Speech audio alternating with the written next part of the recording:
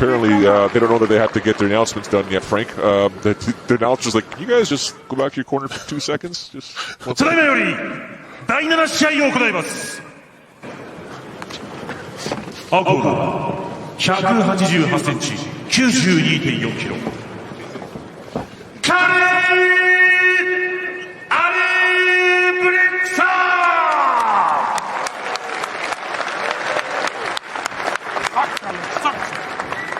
赤コーナー193センチ 92.95 キロジリー・プロハスカー。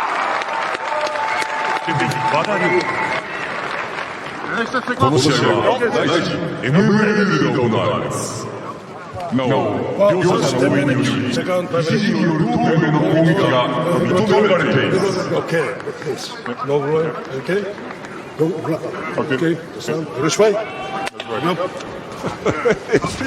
He's like, yeah, let's go. Whatever. We're here to fight. I don't want to hear anymore. Let's go. So he's listening to his grandpa. Shut up, Dad. I'm going to get ready to fight. Shut up. Here we go.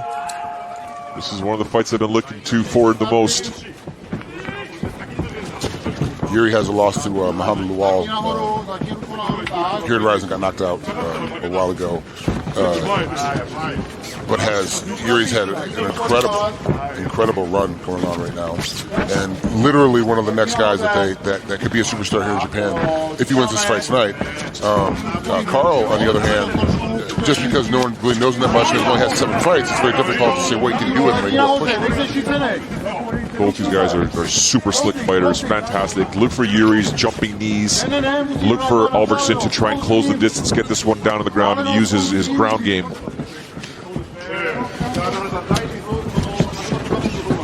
I'm not gonna lie to you, ladies and gentlemen, I am surprised, even though it's not even a minute into the first round, that there hasn't been some explosiveness here. These two guys, very intense, really understand they want to get rid of the other guy from anyone's radar at Rising.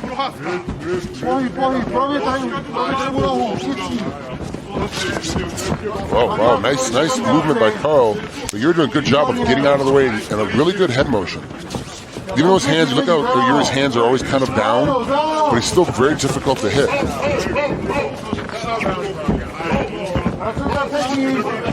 There it is.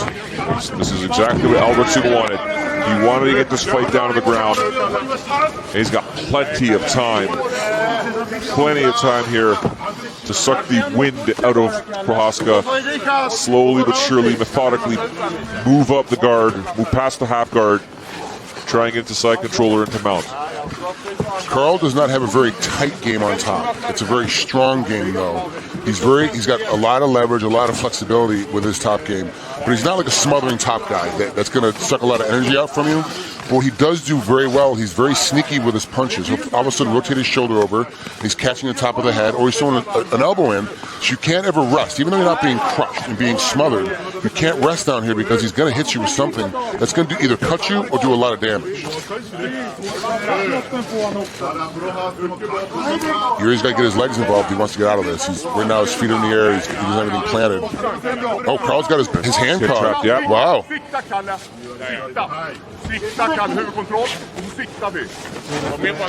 Who was it way back? I think it was Tank Abbott against Hugo Duarte. He had the hand trapped and just fed him the punches. Or Vladimir Medashenko every time we would go together and practice. Yes, especially. You just let go. This is just janitor. The janitor, yes sir. What are you going to do now? Just take this. Shut up, I can't get out.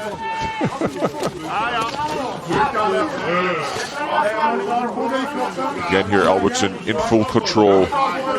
Slowly but surely trying to make Yuri eat some punches. Yuri doing a somewhat okay job of defending here. Needs to be a little bit more careful. It's a lot of time for Karl to be on top of you. He got down to his 8.5 minutes left in the round. Nice attempt there by Prochazka trying to explode out of there. But see how he's exploding where his feet are up in the air, Joe? He's got no pressure. He's using everything of his upper torso. He's got to put his feet on the ground and use his hips, get his hips involved. Right now he's expending a lot of energy, which is helping Karl out because it's making him more exhausted without having to really worry about him getting out of there.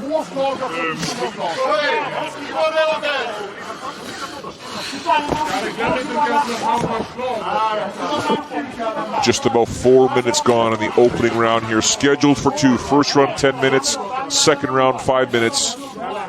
Karl Alberktsson on top of Jiri Prochazka. As Frank said, Yuri's positioning is incorrect here when he tried to buck to the right side, which is the smart thing to do. But yeah, I believe, Frank, you need to buck and hip escape if the buck fails. You're ready to do both. And what we're seeing is a lot of one-time, let me hit this one-time explosive position, let's see what happens, as opposed to hitting, and it took me a very long time to learn this, is that you can't do one position, you have to do a series of super small ones until you can get a position change where that one big one is going to get you completely out. Yuri's stepping all the way up to the final and not getting away. There you go, a little old school here. Elbow dragged across the face. Obviously, we didn't say before the fight or during the intros, elbows are allowed. Both fighters have agreed to elbows in this one. And to be honest, we've had a lot of fighters tonight agree for elbows, and we really haven't seen that much damage done with elbows at all. Obviously, under Japanese MMA rules, the head stops and second kicks, we haven't seen very many. Tonight, you're right. We saw the one knee for the finish earlier, but it was already done before the knee even came into factor. And the knee didn't really land that well. I mean, obviously, Asakura knew it was already done and didn't throw full force into it. So there we go. Prochazka gets out. A good job defending himself down there. 4.5 minutes to go in the opening round here. He was able to survive. What Alberktsson wanted to do with this fight was to get it down to the ground and punish Jiri. Didn't do much punishing, in my opinion, Frank. And now it's time for Prochazka to really pick up the pace here, try and get this finished stand-up, which is where he wants it.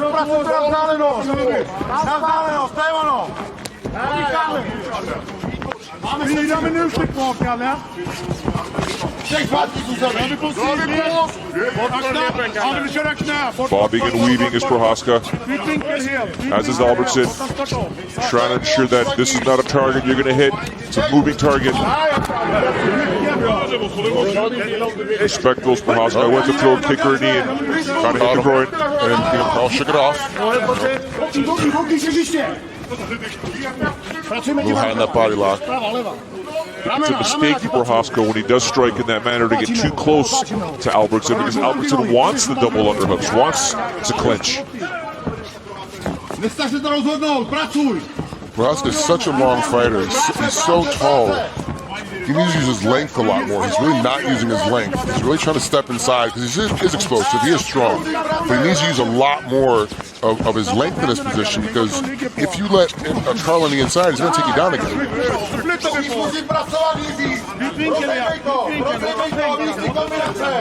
Oh, wow. Lazy. I like those lazy kicks. You don't know where they're coming from. The timing is generally off, and boom, shin across the head. But here's Alberktsson saying, you're not doing that again. We're going to the ground. I thought Jiri was going to be able to turn the corner on him as he got him thrown and put him on his back. Instead, he gets cut down. Oh, did he? Oh, look, Karl's bleeding. Yeah. So he got hit with something. I didn't see what caused that. I don't know if it's a cut or if his nose is just leaking. Or his head's leaking. The referee's taking a look at it. He pointed to his mouth. No, that's coming out of the nose, Frank. Okay. That's the nose. I wonder if it was that kick, the way he landed. So I saw the referee tap his forehead as we was talking, and so I assumed it was his head was bleeding, but it's a headbutt. So it was probably says an interdimensional clash the way when they jumped into each other. Okay, he caught him on the nose. I'm guessing, though I don't know for sure yet. Wait till the round's over before to get it all sorted out. Just over 2 minutes to go in this opening round. Alberktsson has him where he wanted now, and I'm sure there's a sense of urgency, realizing that is my blood that is falling on top of my opponent, and I'm on top of my opponent. I gotta bloody him up now. You never know how bad you're actually bleeding when you're in it. All you see is blood everywhere, and you realize it's your own. Now you're like, okay, if this goes to the doctors, this might stop. I might lose this fight. I've got to keep moving. I've got to keep trying to get this fight in a position where I can win. And unfortunately for Karl right now, he's in a spot where he could win this fight, but Yuri's so good from the bottom that he is stopping him from being able to do any kind of real solid damage from him. We just saw the look from the referee's angle. The referees here at Rise and do wear cameras. He's still trying the ground and pound here. Alberktsson still working away here. Just over a minute to go here in the opening round. As you saw there, Frank, Jiri just kind of opened his hands going like, are we going to still be here for a while? Or because you're not doing anything. Yeah, well, the thing is that on the bottom, he's not taking any damage. So it feels like there's really nothing going on. There's nothing happening. But as we can see, and as you guys can see at home, that there is a lot of action going on. Karl keeps battling to keep on top. He keeps moving. Every time Jiri tries to get out of half guard, he puts him back in the half guard. There's some hammer fists. There we go. There's some shots being landed there. Now we got the elbows that Frank Trey was mentioning.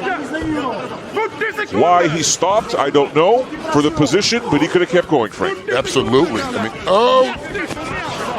good job by Jiri to keep getting out of there. Fantastic job by Prochazka. And now there was the jumping knee attempt there that I was mentioned. Nice left hook led by Alberktsson now. 20 seconds ago, he drops him. Prochazka drops him. Uppercut. 15 seconds to go in the opening round. Picking up the pace is Prochazka. Bobbing and weaving his head is Alberktsson. Taking the shots. Hair flying everywhere. It's over. The referee says that is enough. Right before the final bell, Prochazka, after surviving the ground and pound on the ground, emerges victorious to defeat Karl Alberktsson with seconds to go in the opening round.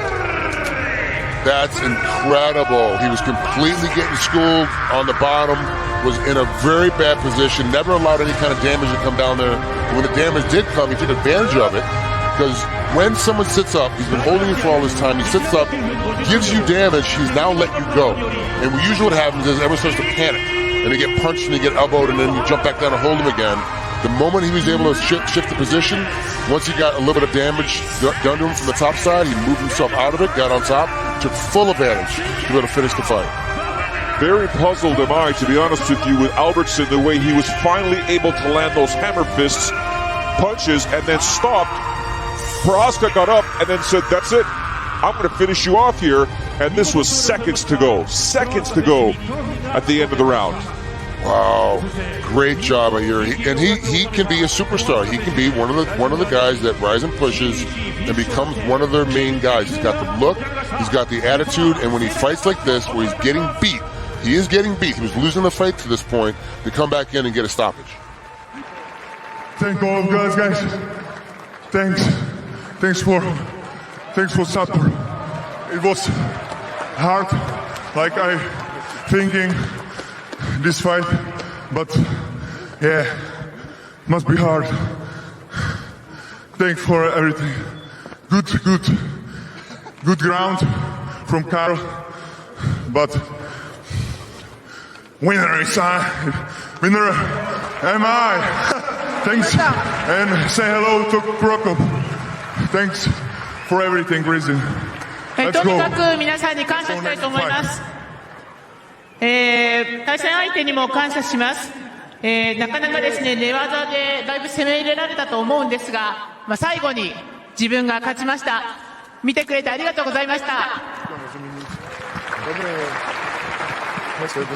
皆様見事な勝利をされましたプロハスカ選手に今一度盛大な拍手をお願いいたします。